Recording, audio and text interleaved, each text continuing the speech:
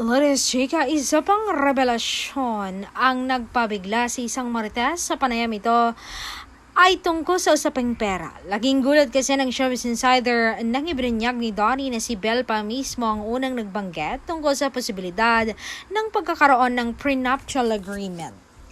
Sakaling dumating ang araw ng kanilang pagpapakasal, siya pa nagsuggest ng prenup.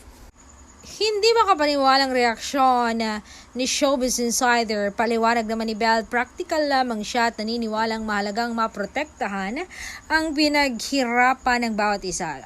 Syempre, kailangan niyang ingatan kung ano yung kanya. Paliwanag ni Belle, at kung may isang katangiang lubos na ikinatuwa ni Donnie tungkol sa kanyang partner, ito raw ang pagiging independent at maingat nito sa pagtitiwala.